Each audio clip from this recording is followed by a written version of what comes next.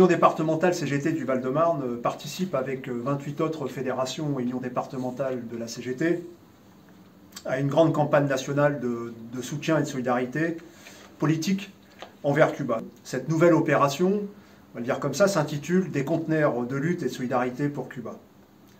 Son objectif, envoyer d'ici fin mars, par voie maritime, plusieurs conteneurs de nourriture, de médicaments, de produits de première nécessité et de matériel scolaire à Cuba qui souffrent, vous le savez terriblement, de graves pénuries engendrées par le durcissement du blocus impérialiste américain en vigueur sur la Grande Île depuis maintenant plus de 60 ans.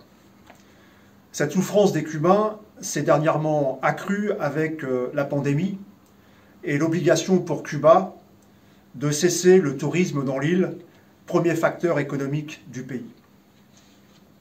Durant son mandat, le milliardaire nationaliste Donald Trump s'est défoulé sur Cuba en adoptant 240 mesures nouvelles, supplémentaires, visant à asphyxier un peu plus le peuple cubain, dans l'espoir que ce dernier, par la multiplication des souffrances et des mécontentements, se retourne enfin contre son propre gouvernement.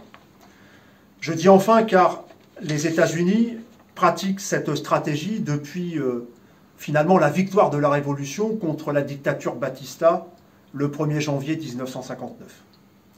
Dénigrement, sabotage, désinformation permanente, tentative d'invasion militaire, financement et protection des contre-révolutionnaires, les Américains ont tout essayé pour renverser la Révolution, recoloniser le pays, pour éradiquer le socialisme à Cuba.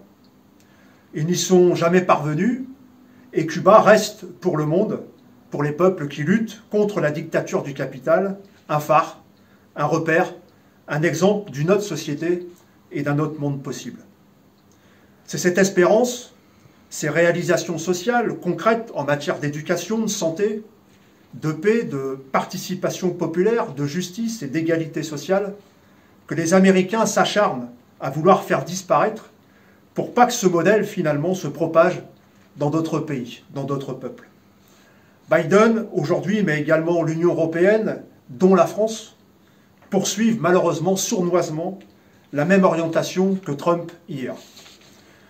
Ils ont beau chaque année voter à l'Assemblée générale de l'ONU une résolution qui appelle à la levée du blocus, rien n'y fait, rien ne change.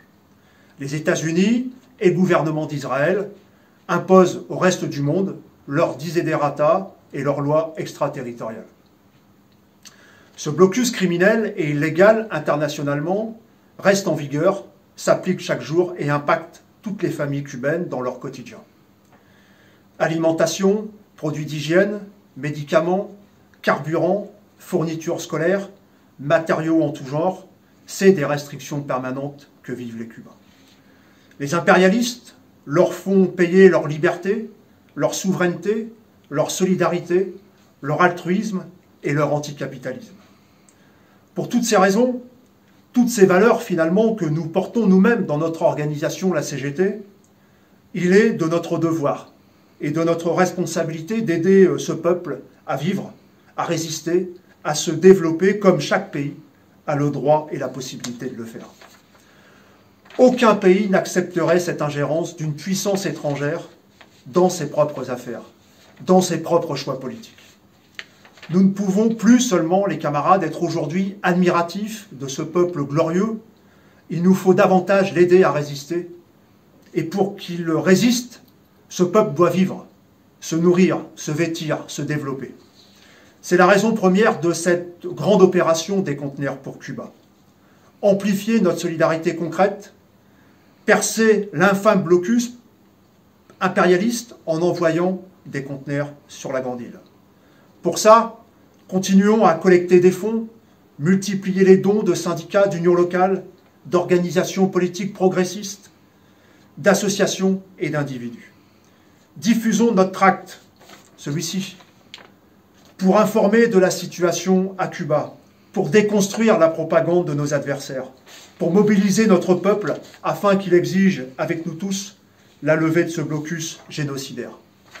Depuis le lancement de notre campagne, il y a maintenant 1 mois et demi, 140 000 € ont été collectés, dont 27 000 dans le Val-de-Marne. J'en profite pour remercier tous les syndicats, les unions locales, les militants de mon département de leur contribution. Chaque euro compte et va compter pour financer cette solidarité concrète.